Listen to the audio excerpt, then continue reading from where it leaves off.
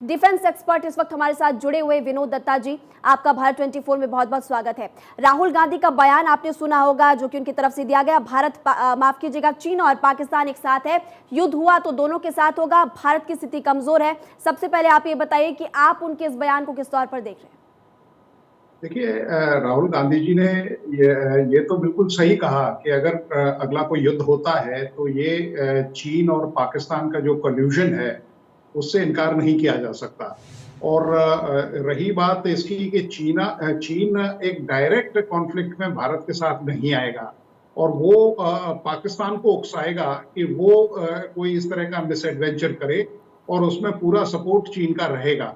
तो ये जो वक्तव्य उन्होंने दिया है तो इसमें ये सच्चाई है और भारत को इसके लिए लेकिन भारत को कमजोर कहना आप इसको सही समझते हैं या गलत? क्योंकि उनकी तरफ से ये भी कहा गया कि आज भारत की स्थिति कमजोर है, जबकि भारत आज ताकतवर देश है। भारत यकीनन ताकतवर देश है, लेकिन भारत अकेले मतलब चीन का मुकाबला नहीं कर पाएगा। उसको बाकी जो डेमोक्रेसीज हैं, क्योंकि देखिए आप मल्टीलेटरल फोरम्स में जिस तरह से भारत ने अपने अलायंसेस बढ़ाए हैं, जिस तरह के करार किए हैं, वो इसका संकेत देते हैं कि भारत बाकी देशों की भी उसको मदद लेनी पड़ेगी। क्योंकि अगर आप चीन की ताकत देखें तो यकीनन उसकी नेवी सबसे बड़ी है विश्व में, भारत की नेवी उसके छोटी है। हमारा जो फायदा है, क्योंकि देखिए हमारी जो सेना है वो एक काफी प्रोफेशनल आर्मी है और उसकी जो मारने की क्षमता है या जो उसकी बैटल हार्डन्ड स्पिरिट है या कॉम्बैट एज है, वो हमारा कहीं उससे ज्यादा है।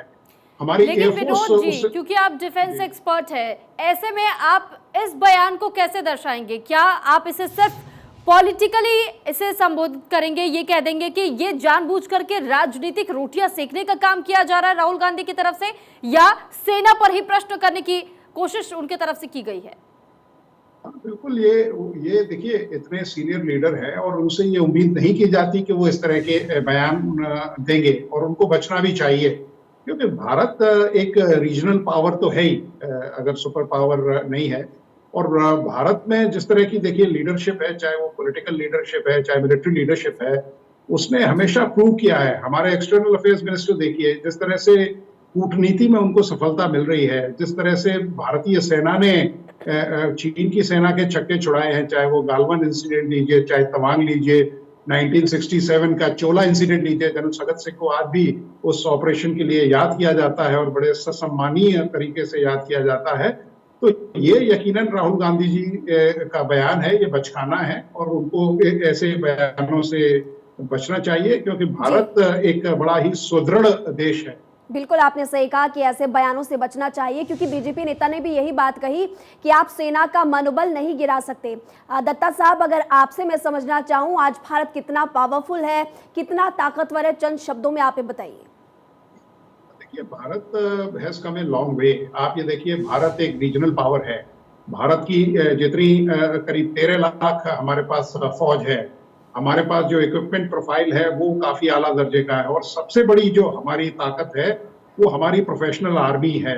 हमारी जिस तरह से जवानों का जो अदम्य साहस है, जो मिलिट्री लीडरशिप है, वो एक आला दर्जे की है, विश्व में उसका कोई सानी नहीं है। और चीन की तरह नहीं है। हमारा देश एक आजाद देश है, हमारे यहाँ हर किस्म की फ्रीडम दी गई है सेना को कि वो देश हित में कोई भी एक्शन ले सकती है।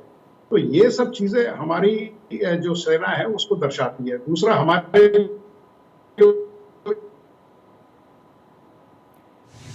तो विनोद दत्ता जी हमारे साथ जुड़े हुए हैं और लगातार ये बता रहे हैं कि किस तरीके से अगर डिफेंस क्षेत्र की बात करें और भारत को लेकर के, तो भारत अपनी मजबूत पैठ को हर किसी के सामने रख चुका है, और भारत की कितनी मजबूत स्थिति है आज के वक्त में हर कोई जानता है। पूरे दुनिया में हमारे सेना का परचम हर किसी ने देखा, और अदम्य साहस का परचम अक्सर भारतीय सेना ने युद्ध अभ्यास के दौरान भी दिखाया है। तो देखिए, आपने सुर में बिल्कुल सही कहा और विनोद दत्ता लगातार हमारे साथ जुड़े हुए हैं। विनोद दत्ता जी, आप अपनी बात पूरी कीजिए। जी, तो मैं ये कह रहा था कि भारतीय सेना की अपनी एक जगह है, और देखिए अराउंड 24/7 365 डेज भारतीय सेना हमेशा अपनी ट्रेनिंग और मुस्तैदी में व्यस्त रहती है। चीन की आर्मी की तरह नहीं है कॉन्स्क्रिप्शन आर्मी की, किसी के कनपटी पे बंदूक रख के आपने उसको सेना में भर्ती कर लिया। हमारे यहाँ बड़े बड़े रणबांकुरे हैं, रण योद्धा हैं, जिन्होंने अपना जीवन न्यौछावर करके भी भारत को बचाया है। और जिस तरह का इक्विपमेंट प्रोफाइल हमारा है, और जिस तरह से देखिए चाइना की जो थ्रेट है उसको भारत ने बड़ा अच्छा उसका आकलन किया है, और जिस तरह का हमने डिप्लॉयमेंट किया है। देखिए 2017 में जिस तरह से 17 कोर को आगे फॉरवर्ड डिप्लॉयमेंट पे ले गए थे, तो जो पहले गैप्स हुआ करते थे ईस्टर्न कमांड में, वो पूरे तरह से भर दिए गए हैं। ईस्टर्न लद्दाख में हमेशा भारत का पलड़ा भारी रहा है, और वहां भी जो दूसरी फॉर्मेशंस हैं उनको डिप्लॉय किया गया है। और अब चीन के लिए ये बिल्कुल मुश्किल नहीं है। आपने देखिए गालवान के बाद उसने तवांग में इस तरह की हरकत की, और किस तरह से उसको मुंह की खानी पड़ी। डोकलाम में 73 दिन रह के वो वापस चला गया। तो अब चीन के लिए ये बड़ा मुश्किल है। लेकिन हाँ, चीन एक प्रॉक्सी वॉर में जरूर इन्वॉल्व हो सकता है, जिसमें वो पाकिस्तान को एक साउंड बोर्ड बना के वहां। विनोद जी, क्या आप ये मानते हैं कि क्योंकि सेना के पास फ्री हैंड पहले से दे दिया गया है, प्रधानमंत्री नरेंद्र मोदी ने इस बात का जिक्र भी कई दफा किया है, जब फ्री हैंड आज के वक्त में सेना के पास है, तो आज के वक्त में क्या पहले के मुकाबले हमारी सेना और मजबूत हुई है? क्यों नहीं, भारतीय सेना काफी मजबूत है। और देखिए जिस तरह के हथियार दिए गए हैं, जिस तरह से एयरक्राफ्ट वगैरह आए हैं, क्योंकि हमारा बीच में हालत करीब 30 स्क्वाड्रन तक पहुंच गई थी, जो चिंता का विषय था, क्योंकि पाकिस्तान के पास भी 30 स्क्वाड्रन थे एयरफोर्स के। अब करीब 33 स्क्वाड्रन पे हम पहुंच गए हैं। रफाल भी आ गए हैं 36, और S-400 सिस्टम के 2 स्क्वाड्रन ऑलरेडी आ चुके हैं, तीसरा बहुत जल्द आने वाला है। तो इससे काफी जो पंच है। अब देखिए आप ईस्टर्न इंडिया में देखें तो वहां जो एडवांस लैंडिंग स्ट्रिप्स थे उनको काफी सुदृढ़ बनाया गया है।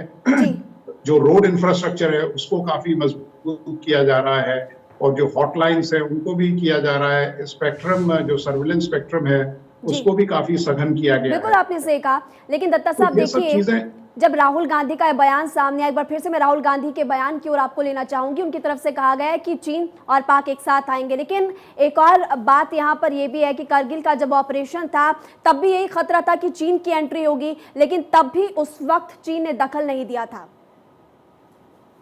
देखिए थोड़ा सा कारगिल और आज की स्थिति में थोड़ा सा फर्क है।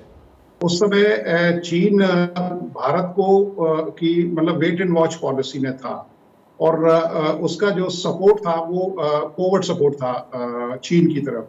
अभी आप देखिए पाकिस्तान की तरफ, अभी पाकिस्तान में जिस तरह का इन्वॉल्वमेंट है चीन का, एक तो उसने काफी पैसा लगाया हुआ है, दूसरा वहां के जो एयरफील्ड्स हैं उनको वो इस्तेमाल करेगा अगर भारत और चीन युद्ध होता है, क्योंकि वो लोअर हाइट बैंड्स पे हैं।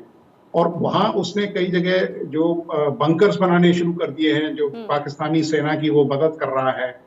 तो ये जो इन्वॉल्वमेंट है ये भारत के लिए एक चिंता का सबब है, लेकिन भारत इस पे पूरा गियर्ड अप है। और भारत बिल्कुल ठीक कहा विनोद जी आपने कि भारत गियर्ड अप है, और साथ ही साथ हमारी सेना के पास भी हर वो तकनीक से लैस हमारी सेना हो चुकी है कि आज के वक्त में अगर कोई ऐसी युद्ध जैसी स्थितियां उत्पन्न होती हैं तो फिर मुंह तोड़ जवाब अपने विपक्षी खेमे को जरूर दे सकता है। आपका बहुत शुक्रिया विनोद जी हमारे साथ जुड़ने के लिए और अपनी बात को रखने के लिए।